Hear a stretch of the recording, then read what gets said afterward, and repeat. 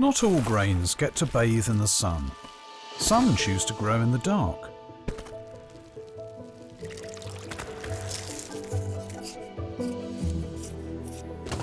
They are strong survivors and can be found all over the planet. These tenacious underground energy bars not only provide sustenance, but they can also create enticing flavours.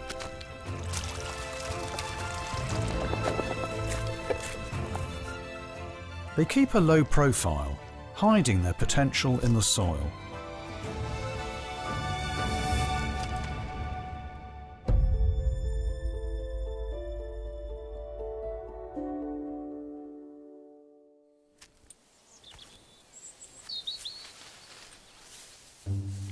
Auntie Wei is tending her fields as usual.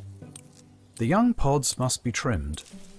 The above-ground parts of this legume are toxic.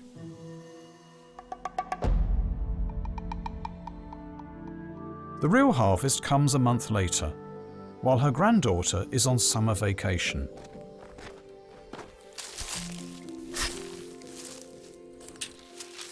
What she's after is down the vine, buried in the ground. 这样，跳起来，加油！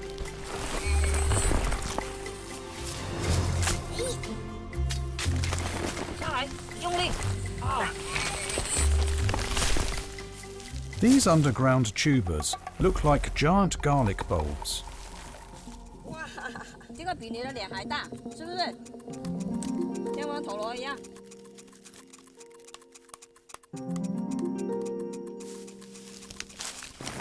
It has beans at one end and yam at the other.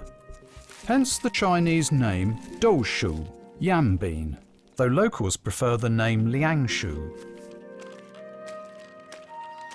8、9、10，走，过来。哦，准备回去了，一路回去了哦。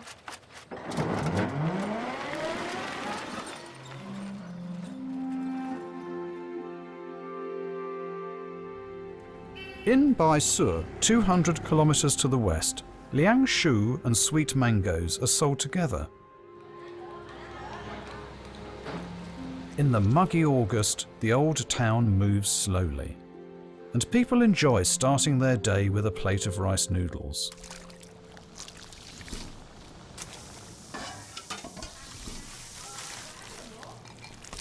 The filling must be cooked ahead of time, and the freshly harvested liangshu is the top choice.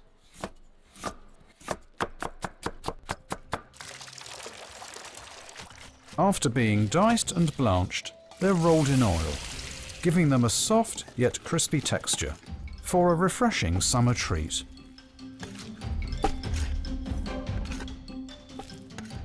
Other popular fillings include barbecued pork, sausage, and diced long beans.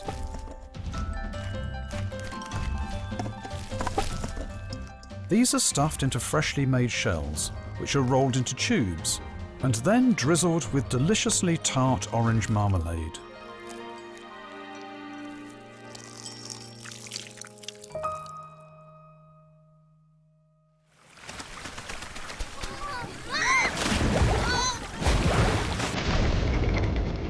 In midsummer, the hottest time of the year, a stream like this is like paradise for the whole village. 这里还没下白呢，转过来，在这里，辛苦不辛苦？再来一个。差不多，完成一把了。 Auntie Wei must hurry to clean the leang shu before the purchase truck arrives.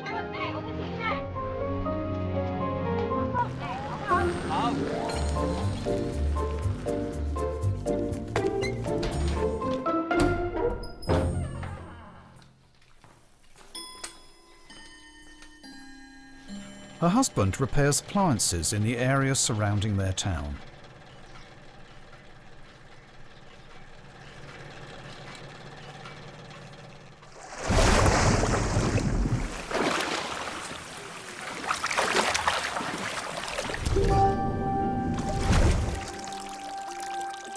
After all the soil has been washed off, the leang shu becomes very enticing. The outer skin fibres are tight and can be torn off in pieces by hand, so they're also known as boer pea shu, peeling yams. Fresh leang shu have a texture somewhere between water chestnut and snow lotus fruit, sweet with the taste of grass after rain.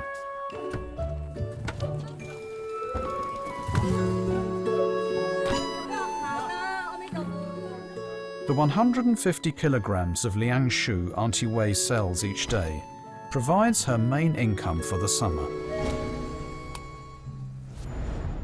At this time, leang shu is a versatile ingredient. Sour xiaotou, chilies, ginger and lemon are the heart and soul of Guangxi cuisine.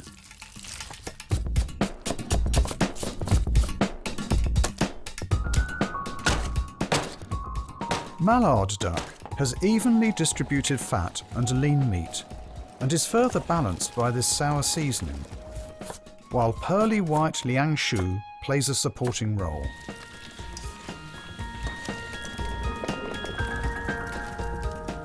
Slow cooking can retain its crispiness and help it absorb other flavours.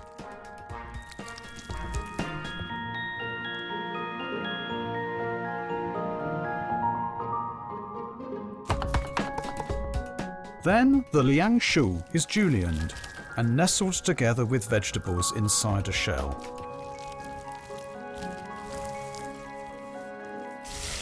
The rolls are deep fried, making the shell rich and crispy, while the meat and vegetable filling is fresh and crunchy.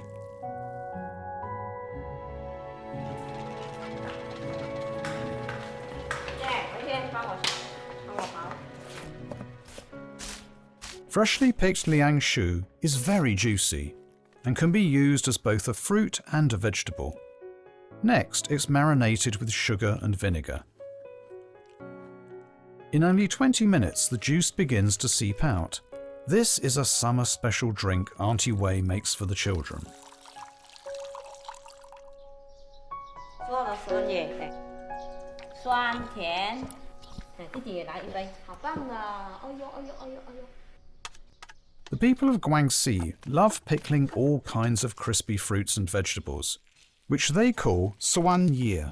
She made some extra homemade chutney for her husband.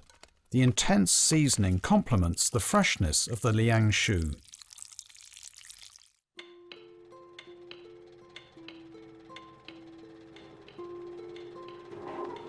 Một bên này tôi rèn cô tí xe một đâu nữa tiền ở đây không ở đây màn đây người xỉn một đâu đấy rồi đen mấy con còn tăng đây đáng mấy mà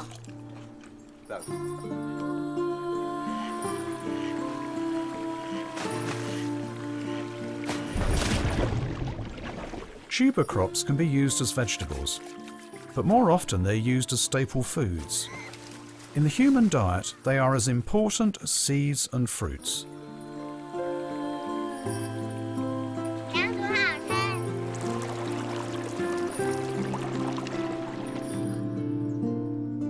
The Andes have an average elevation of over 3,000 to 600 meters, and more than 4,000 types of tuber crops grow here. In autumn, the temperature has already fallen below zero, and potatoes left overnight are frozen solid. The Quechua use this as a freeze-drying method.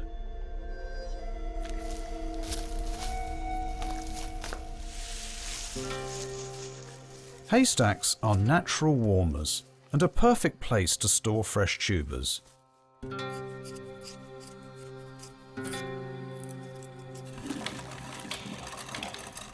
Manuel and his mother ground the freeze-dried potatoes and made them into a soup base.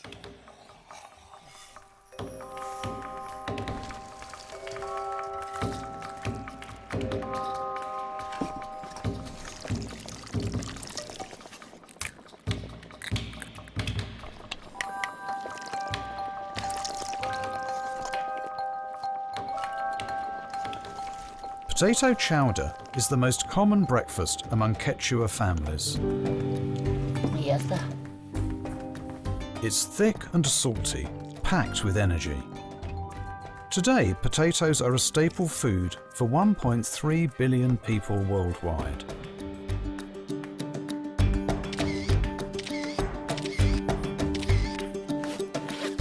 These odd-shaped tubers are also potatoes. In Incan culture, they are considered to be gifts from the gods. Locals have been growing them for generations, diversifying their genes to avoid pathogenic bacteria attacking a single variety. Peru has the most diverse range of potatoes, providing a genetic repository for improved varieties.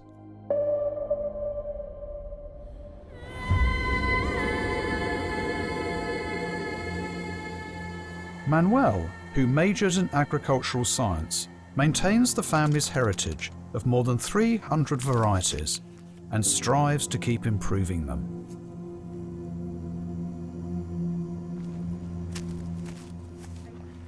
The Andes produce much more tubers than just potatoes, some of which very few people know of.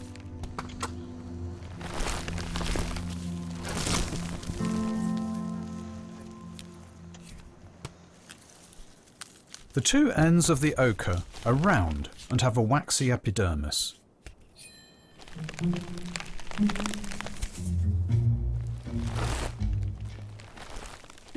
Mashua has dark veins on the surface and is shaped like a water droplet. While they haven't taken the world by storm like potatoes, they boost nutrition and flavour for locals.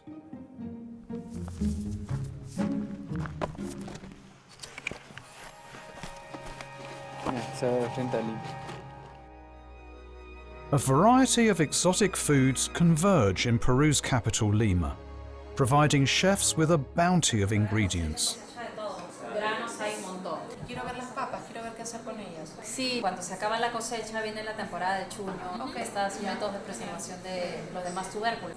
Cuando llega, poder usarlo de una vez en cocina. The package Pia received came from Manuel's farm.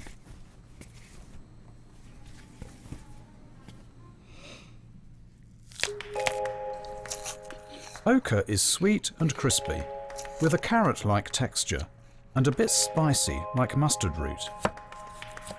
Yo desde muy chica siempre he comido tubérculos, siempre me gustaron, de que tienen un color alucinante, que lo pruebas, creo que dio un buen resultado. ¿Por qué no darles el mismo valor que ellos tienen cuando salen de la tierra? Pia is the first Peruvian to win the title of World's Best Female Chef. Where she excels is in her understanding and presentation of ingredients. Tubers are a frequent theme of hers.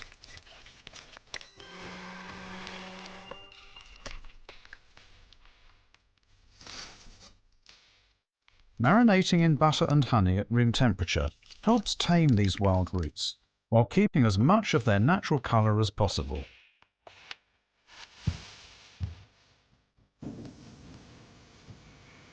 Cooking under a kitchen torch gives them a faint caramel smell. Then they're garnished with fresh slices. This is Pia's signature dish.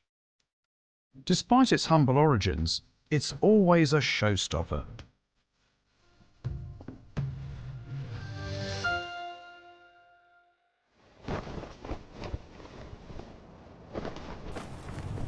Every Wednesday during tuber harvest season, Manuel and his mother go to the market in Urubamba Valley.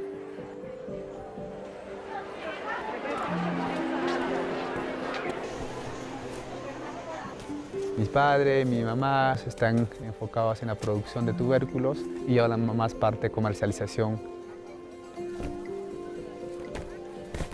The ancient Andeans began growing tuber crops 6,000 years ago. The Incan Empire terraced the valley interior, tested crossbreeding, and created new species. The agricultural tradition continues here to this day. En realidad, he tenido nuevos emprendimientos. Mi persona está encargado de hacer el tema de producción de vinos. Manuel has laid the freshly harvested oca to dry in the sun.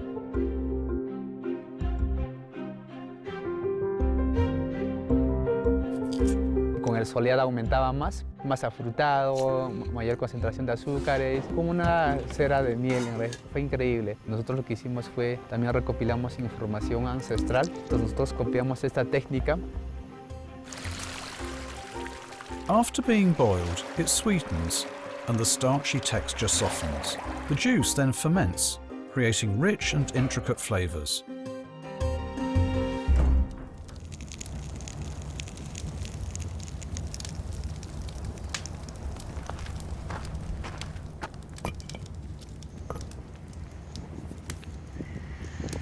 His father uses the oca wine to pray for a good harvest.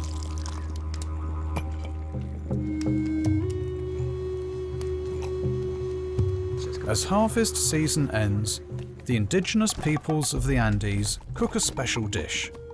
They pile clods of earth into a hollow pyramid structure and add firewood inside to heat the tubers and broken clods that are stacked alternately until they're dry and hot. The ingredients are buried together with the heat. This is a cooking method reserved for celebration ceremonies. RG rocoto peppers are as spicy as facing heaven peppers. Wakate, which has hints of basil and lime, is added, along with hot and sour uchukuta, perfect for all kinds of tubers.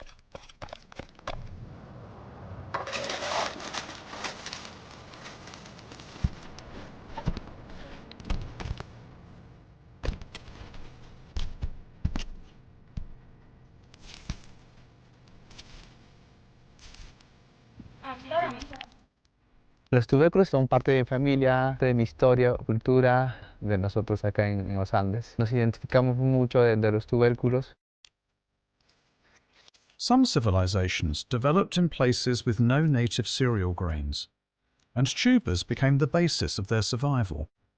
Thus, potatoes are often included among the ranks of grains. Mother Nature has offered us an enormous feast, and enjoying it is a process of both toil and reward.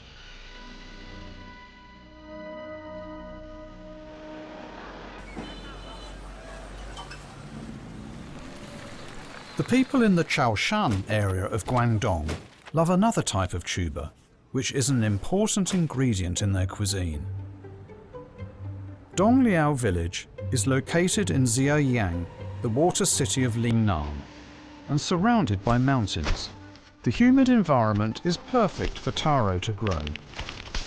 In late September, it's time for it to appear.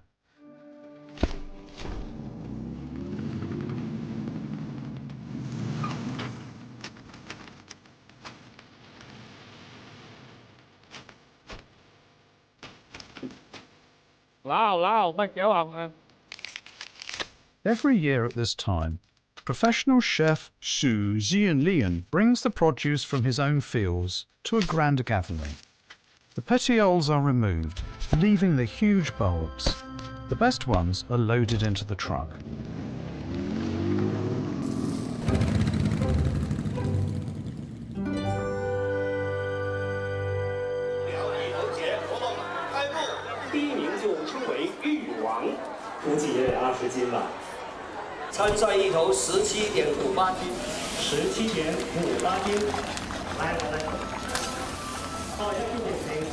The locals are fervent fans of taro.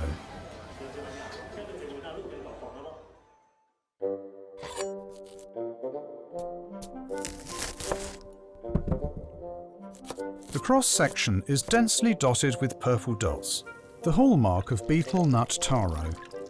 Honeying is a classic technique in Chaoshan cuisine.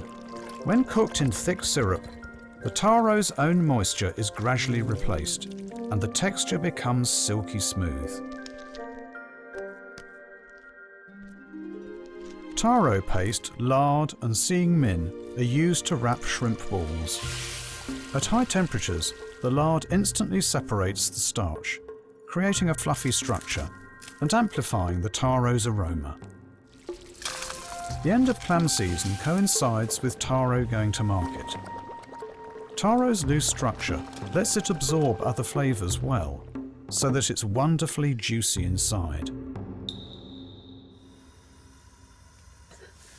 Southern and northern China have different takes on taro.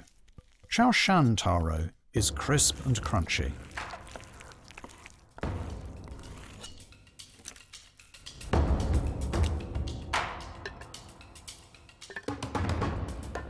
The taro of Fenghua, Zhejiang is fine and dense. It can be stir-fried with lard and granulated sugar until soft and bright, which takes great patience. It can also be mixed with pork fat scraps and stock to make a smooth, rich soup.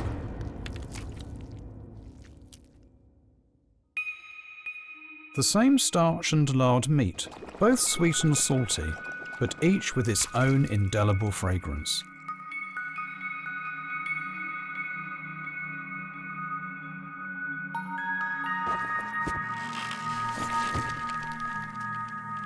After harvest, the locals will not discard these seemingly useless stalks.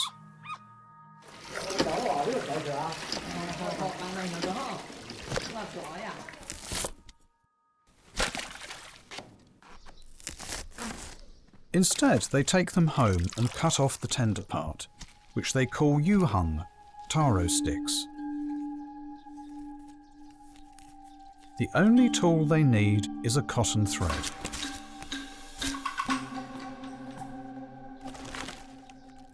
Sunlight evaporates water, contracting the air inside, facilitating storage in dried form.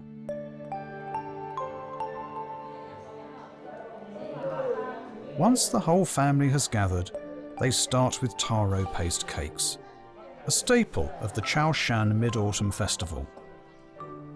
Inside the crispy shells is a rich filling, best followed with some hot tea.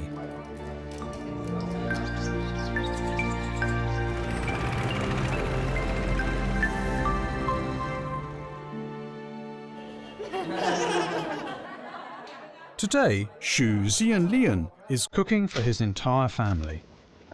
The dried yuhang are first soaked once again.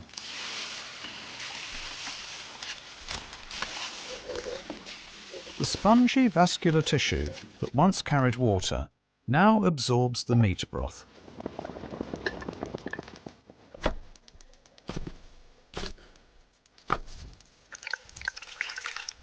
Compared to other tubers, taro is tender and contains little water.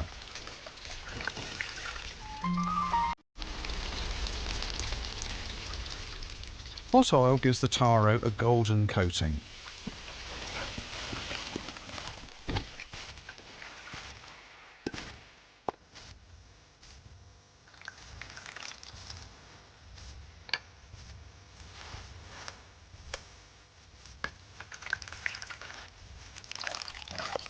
As the sugar boils, once the bubbles shrink, that means the water ratio is just right. Chopped green onions are added, then it's coated evenly with syrup.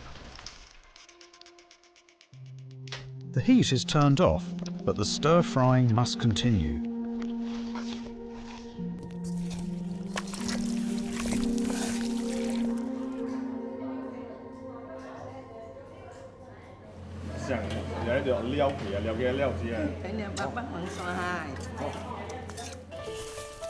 As the syrup cools, the crystallization process is constantly destroyed by external forces, forming a light, frosty powder. This is called dry frying. The frosting and taro are almost indistinguishable. Their textures are a perfect match.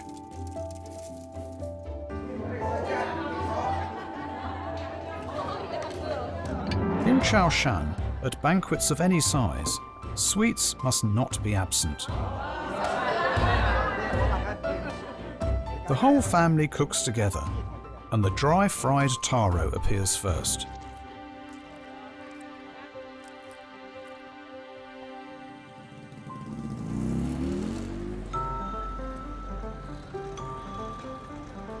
Worshipping the Moon Maiden is a key mid-autumn festival activity. The locals call newly sprouted taro taro eggs.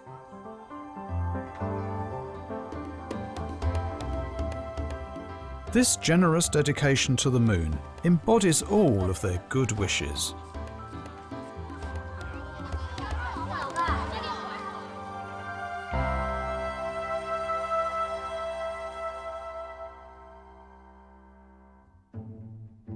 In China, taro's history dates back 2,000 years. In the late 16th century, another adaptable and easy-to-store tuber arrived from South America, the sweet potato.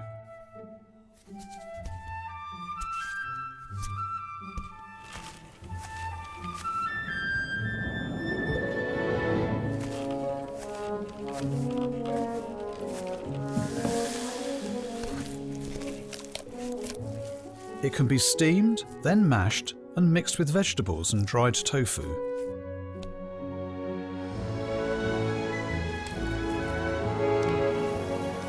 It can be kneaded into small balls and fried in sesame oil to highlight its sweetness.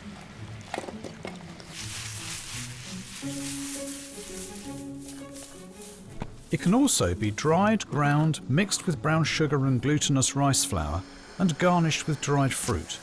Festive cake is a collection of local autumn and winter products. It's best while hot.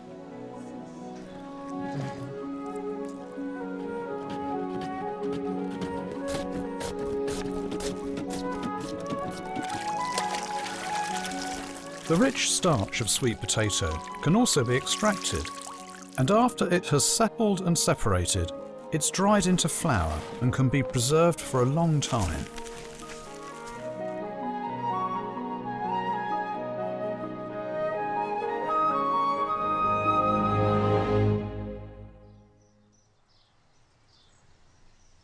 Sweet potato is called by many different names throughout China and has provided sustenance for many years.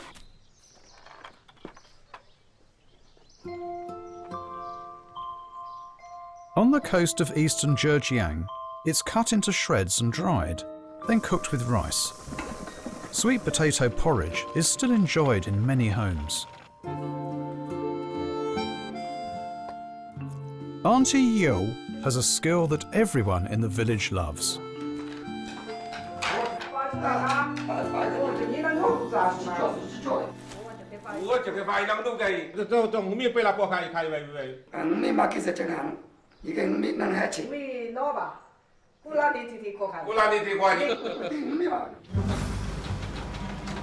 As the fresh seafood boats return with their catch, the people who live here get first pick.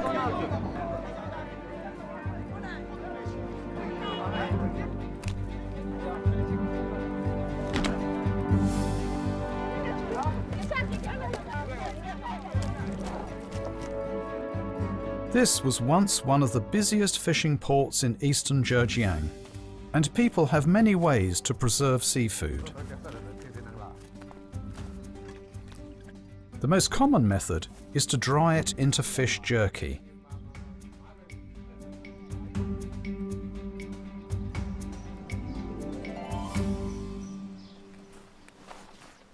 Auntie Yo instead makes fish noodles, with some help from sweet potatoes. Her husband used to repair boats at sea to support their family. Now that he's retired, she makes fish noodles for extra income.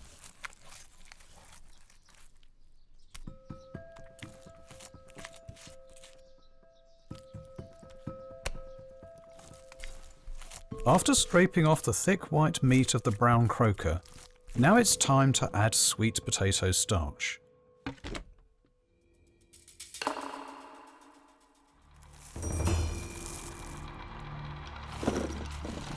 Sweet potato starch is grainier than most starches and highly absorbent.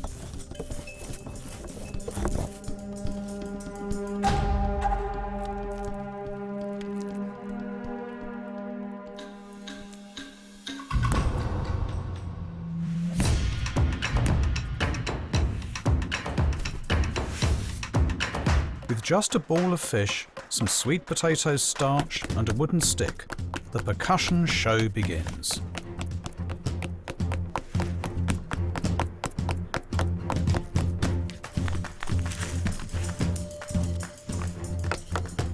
Beating the mixture embeds the starch molecules in the fish fibres, making the meat more viscous and malleable. The strokes must be applied very evenly, which requires many years' experience to do accurately. It takes her 20 minutes to complete one of these thin yet flexible white fish cakes.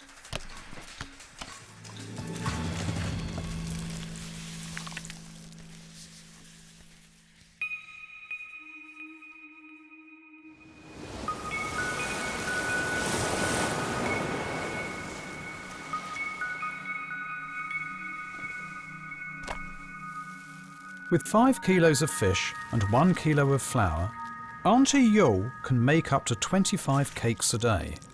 She then roasts them to make them drier and easier to store.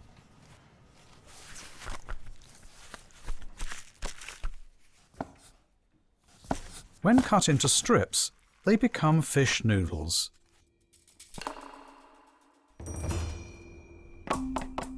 A similar approach can be used for shrimp, with the sweet potato starch remaining unchanged.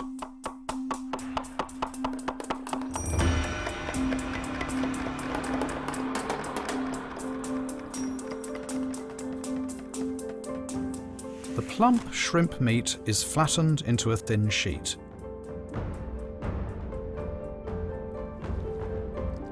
After cooking, it takes on a lovely pink hue and silky texture. And a little sauce adds a fresh sweetness, tying together the shrimp and starch.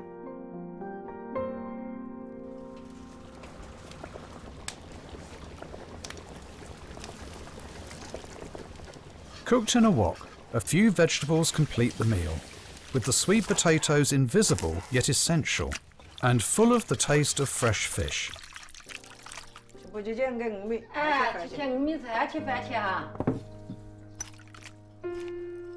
Tubers open up our options for starch, and a land not suited for farming can become rich and abundant.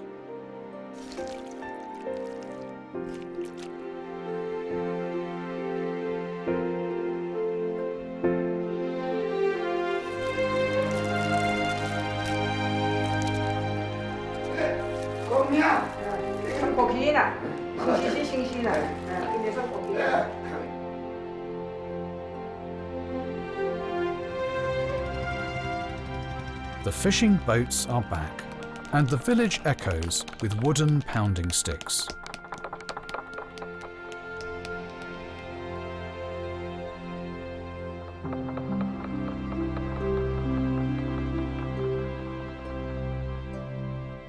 People in the interior of southern China rely greatly on tubers.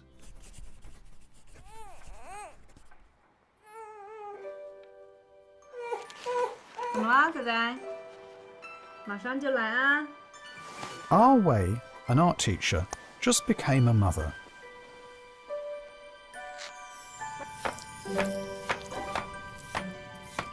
In the first month after giving birth, she keeps chicken soup with Chinese yam on hand.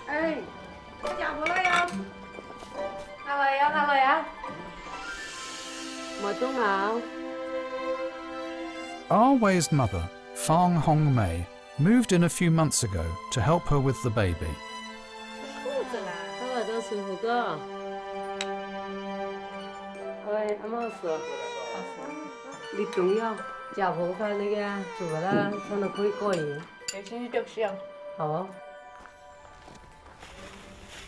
Her grandmother lives in a village 10 kilometers away. 爸爸要注意安全哦，去看老外婆哟。 Southern Jiangxi has many small basins surrounded by hills and is nice and warm all year round.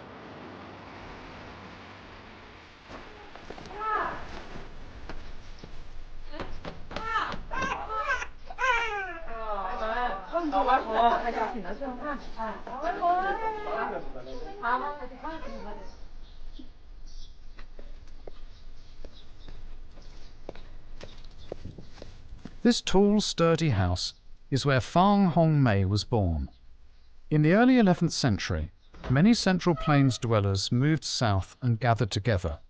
They are known as the Hakka people.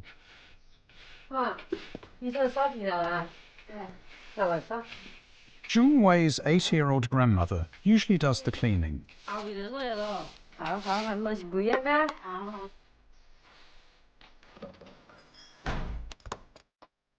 30 years ago, other locals began moving away, and the Fangs built a new house next to their ancestral one.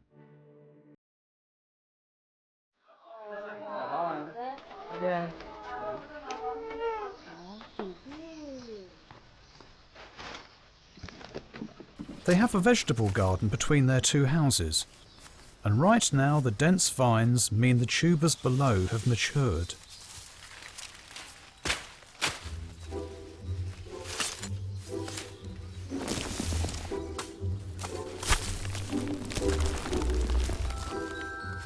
This is a type of shan yao, Chinese yam, and is widely consumed throughout East Asia.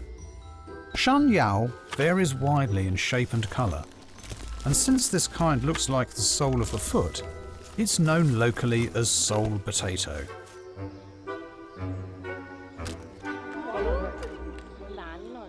Papa, 你看，我们数下有几个。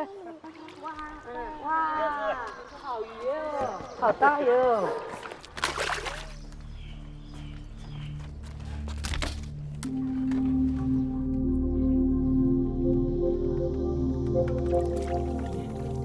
To handle this big foot, Fang Hongmei must wear gloves. The mucus under the peel can cause allergic reactions, a common defense mechanism of tubers like this.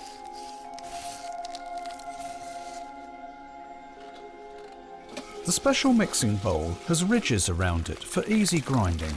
The bright purple colour is caused by anthocyanins, and the shan yao continues releasing mucin and fructans, making it even stickier.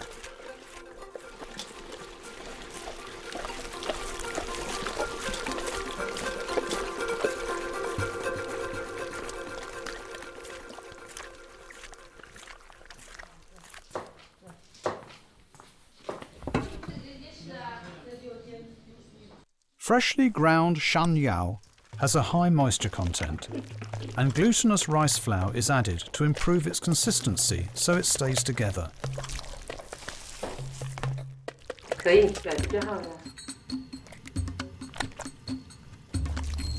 It's then squeezed into the balls in the hand and deep fried into cakes.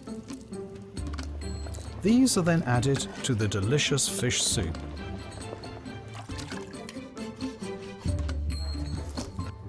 Today is the first time that all 4 generations have worked together.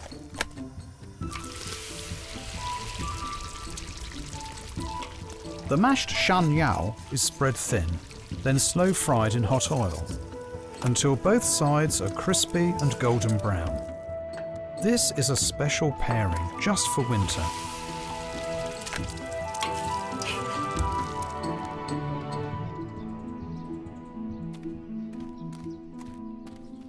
Fang Hongmei carries on her mother's habit of making rice wine at their old house. Wine made during harvest is opened at the start of winter.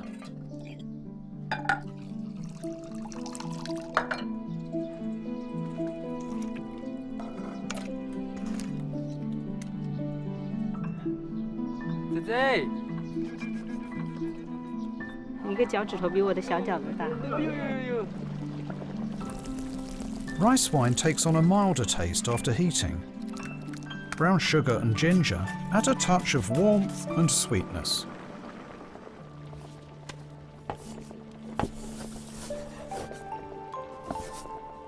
Last but not least, the shan yao cakes are added.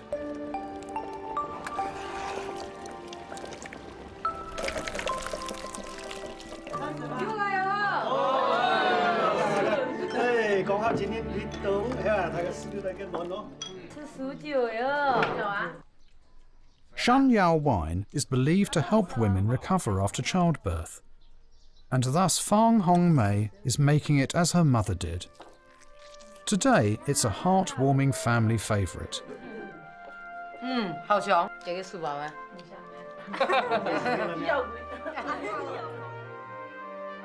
Perhaps it's their constant migration that makes Hakka people cherish every place that they stay at. Although they've moved out of the old house, Shan Yao wine will continue to stay with them. 449，449，生能长99。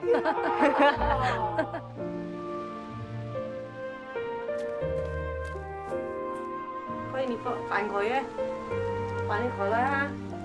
Some of the Shan Yao is hung above the stove, to be sown again next spring.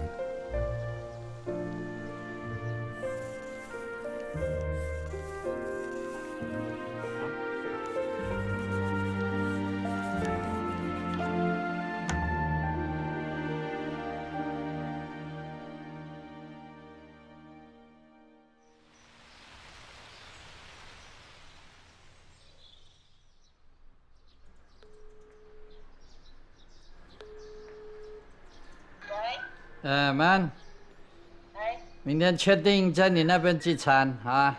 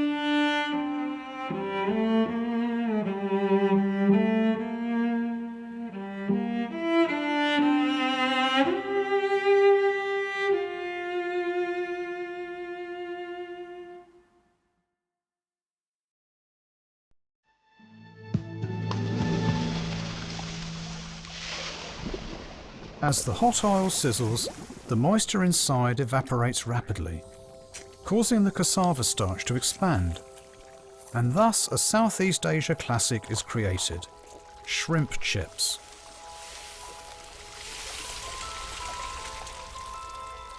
Paired with spicy dishes, each crispy bite is full of taste and texture.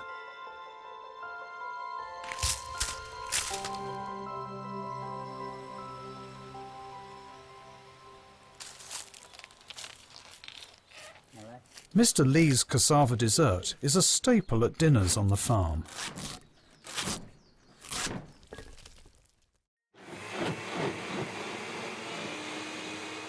Pandan leaves are squeezed into juice, and then cassava starch is added to make a refreshing smelling paste.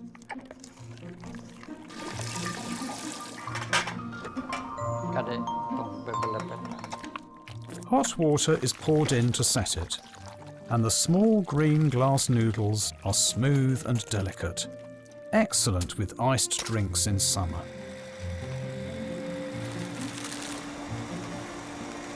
But this next pastry is much harder to make. Cassava starch is mixed with freshly squeezed coconut milk, pandan leaves and cocoa powder, and steamed one layer at a time for 9 layers.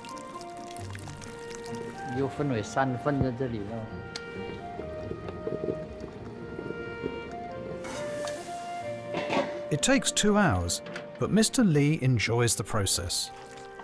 Cassava's advantage over other starches is that it adds an excellent elastic texture. Each month, spontaneous parties are thrown on the farm.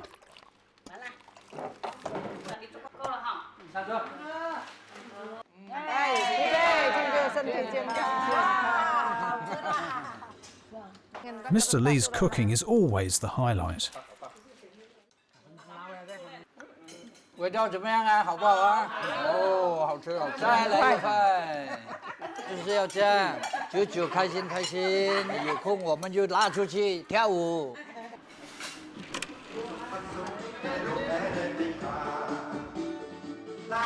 The neighbours are around the same age and have similar experiences. 我84岁就去南洋啦。 出生地我就在万隆嘛，回国那时候坐船，我们经过太平洋漂了7天7夜。我们这个队的归侨都是从一个地方回来了几十年了，所以农场呢人情味比较浓。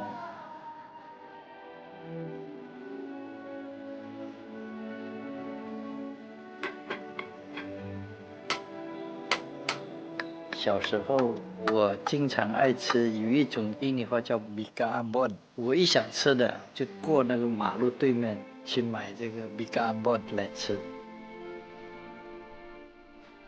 Mr. Lee misses a dessert from his childhood that later became popular in Cantonese cuisine: golden cake. Cassava is still indispensable, to which turmeric juice and coconut milk are added, for a bright yellow colour and lightly spicy aroma. A beaten egg mixture is poured in, and then fermentation begins. 等一下再开。 Cassava was initially introduced to Southeast Asia to help relieve famine. Later, more crops were planted and the varieties were improved. The returned overseas Chinese played a key role in this.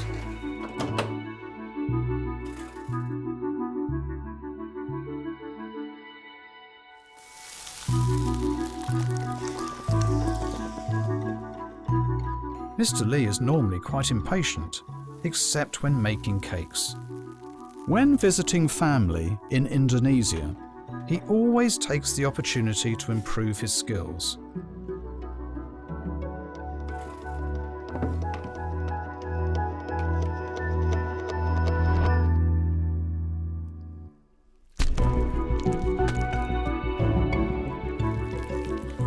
The water inside evaporates, and the cassava starch forms pores that run upward. The inside is like a honeycomb, chewy, flexible and elastic, with a rich coconut taste.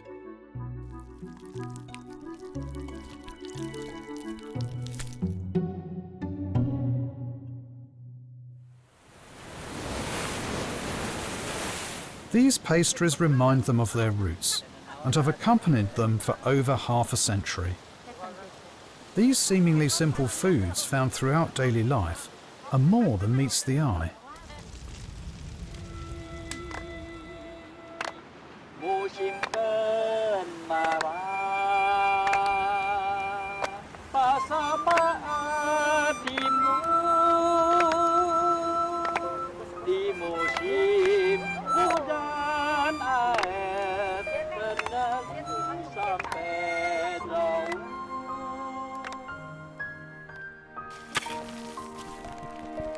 In the Andes, tuber varieties continue to increase.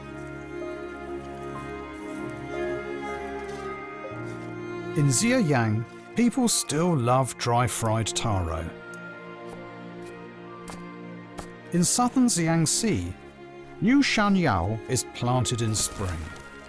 They silently grow underground, never failing to bring us warmth and stay by our side wherever we go.